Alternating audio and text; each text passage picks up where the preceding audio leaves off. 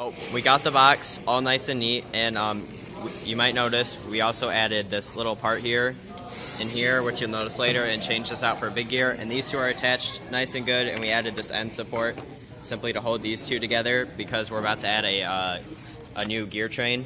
Now, you guys had a very strong gear train, but it wasn't fast. You had mechanical advantage, but not speed. And with a fan, speed is key. So we got the couple gear trains. That's the first one we're going to need. So what we did is we got your motor hooked up, right?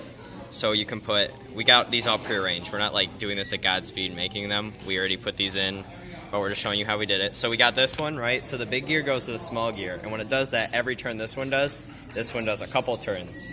But since it's a compound train, yep, we got to put these purple things on the side so it doesn't fly away. I don't think you can put one on that side, or can you? Okay. Actually, we're going to do that at the end, but you don't do it now. Okay. So up here, also, the problem is since this big gear is heavier, you can't just leave it unsupported. When you have an axle, you want to support both sides. So we have this top setup that slides over that and holds this in place so that this gear will spin freely, and it will cause that one to spin down there. The big one will make the little one spin fast, and the little one will make this thing, or the bigger one, rotate at the same speed. So then when you hook up another smaller gear, right, to this one, it'll have an even faster speed ratio. So you can see down here we have matching axles, or ports for the axles on both sides. So if you put that in there and this one in there, and then put the purple pieces on the sides once again. Now when you're doing compound trains, you want to make sure these tan pieces are attached to the gear so they spin with the axle and not on their own. So like down here you can see that this one isn't in the port, it's just kind of there, so you got to stick it in like that. So Chris has got those on nice and good. So now when we spin this top, it will spin that axle down there even quicker. Now we've got two medium-sized gears. Now the problem is you can't have too much speed. Here, can you hold this for a second?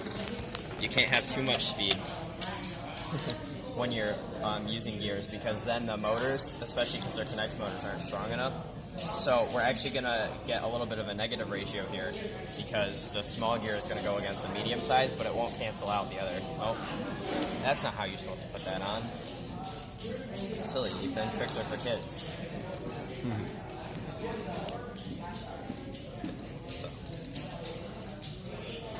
Just like that. So then this gear, the smaller one, is going to mesh with a medium one, causing the whole train to spin together. And if I'll get two purple pieces on the sides to make sure.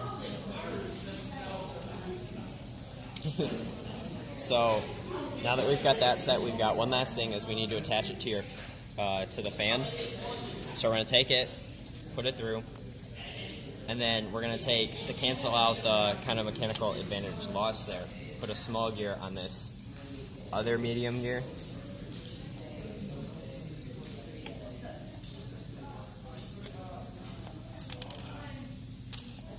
And just put that in there.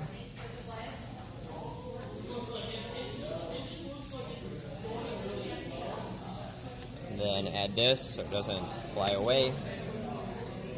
And now the whole train spins nice and good together.